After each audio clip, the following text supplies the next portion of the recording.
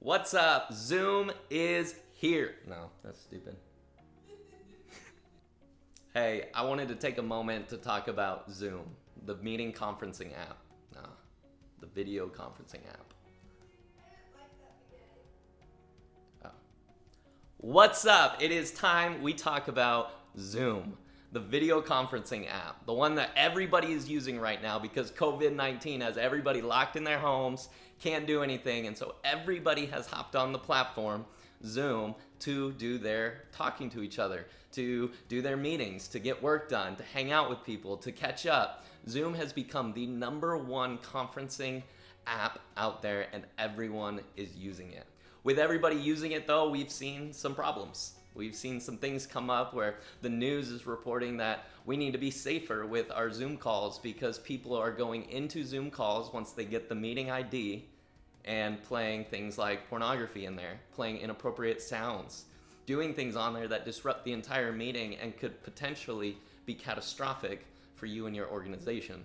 Using Zoom is something I've been doing, and I've been trying to learn a lot about it. As I've been doing that, I was looking and trying to find a good, helpful video on how to use it the safest, and I couldn't find anything. So I decided to make this video.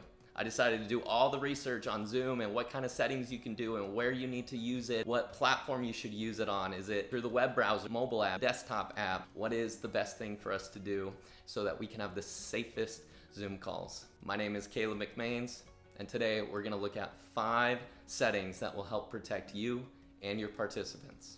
Number 1 is the waiting room.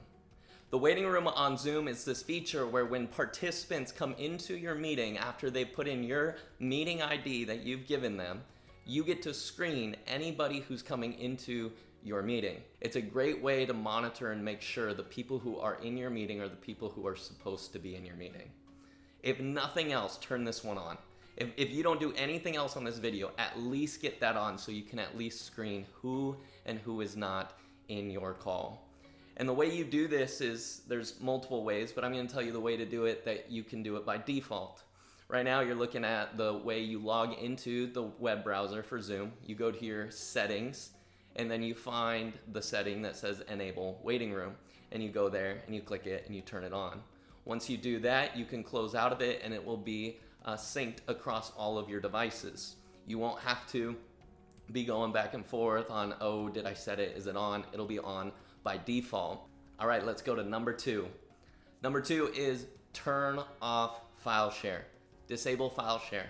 For the majority of our meetings, we do not need to be sharing files. Most of us are able to share files in other ways, and we don't have to do it through Zoom.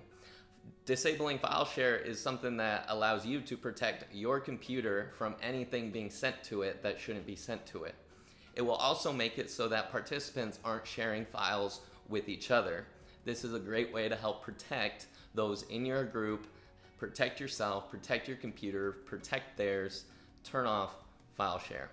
And the way you do that is in the same setting. You go into the web browser, you log into your Zoom account, you go to settings, and then you turn off file share. That one's easy. All right, let's move on to number 3. You want to set screen share to host only. If you turn this feature on and you set it to host only, then nobody in your Zoom call, none of your participants, whether you let them in or not, if they're in, they cannot share their screen. For some of us, this might not be a feature you want to turn off and you want to be able to share screens, but if you are at all expecting your meeting ID to go anywhere public, turn this off. If it's just conversation, you don't need to turn on screen share. For example, if you are at a church and you are doing Zoom meetings for your small groups in any fashion, and you're putting out the meeting IDs, turn it off. Turn off screen sharing. Make it so only the host can do that. That means the host can share their screen if they want to put something on it for the rest of the group to see, but as the host, you get to control what is being shared. You want to turn that off. It is another added level of security to a Zoom meeting. Same way, go into your settings, go down and find the one that says, hey, turn off screen sharing, make it host only, and by default, anytime you start a meeting, that will be the case. If If you ever want to turn this off because of a meeting, just go back into your settings and turn it off. All right, moving right along. Number 4, turn off the chat. Some of you might not want to do that. You don't want to turn off the chat because you're using it, but for some of you, you might want to turn off the chat.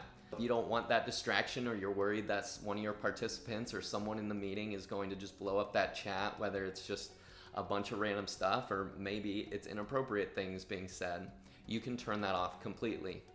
There's another feature in chat where you can message someone individually, where nobody else sees the message except for what the person sent to the other person. You can turn off just this feature as well, so that participants aren't messaging each other while you are unaware of it. If you don't want chat, you want to remove that entire distraction and all you're doing is talking to one another, then turn off the chat feature. It'll be one less thing to be distracted by and one less thing that could potentially ruin your meeting.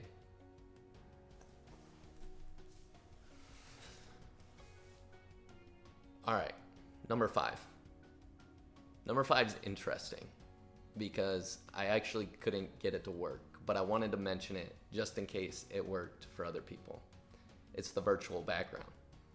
Really cool feature if you're just trying to have fun and joke around is you can actually change your background on your Zoom call. You can actually make it anything you want. You can just upload a picture from your camera roll or in your files and boom, it is your background. Now some of you might be already wondering, well, that could be bad.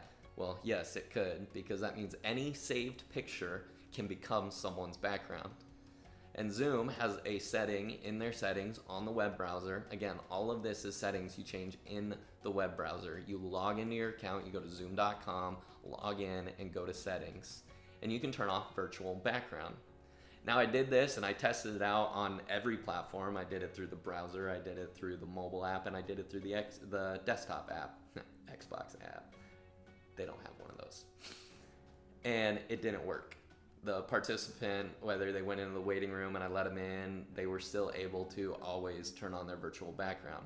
I don't know if this is a problem I've had, is only my problem, or if it's going to be a problem across the board, but I thought it'd be worth mentioning because it does say you can turn off virtual backgrounds.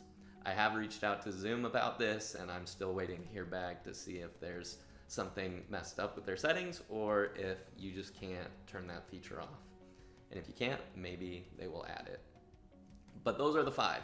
Those are 5 things that you can do that will make your meeting safer for both you and your participants, especially if all you are doing is face communication. If all you're using Zoom for, which is what the majority of people are going absolute crazy with Zoom doing, they're not even paying for accounts, they're just doing the free account where you get 40 minutes of talk time and just video talking, seeing each other's faces. If that's all you're doing, I highly recommend turning on these settings. Now, I wanted to give you a bonus. There's one other thing you could do. This is seriously only fun, and it can only be done on the mobile and desktop app. You can't do this through the browser. There's a little feature in there. If you go on the mobile app or the desktop app and you go to the settings in there, you can turn on Touch Up My Appearance. What this does is it smooths out your skin. You're gonna look prettier. You're gonna look a little better. And that's fun. That's nice. Maybe ladies, you'll be all about it. Or maybe guys. I'm all about it. Yeah. Well, there you go. I hope this was helpful. Those are 5 settings you can change that will protect you and your participants.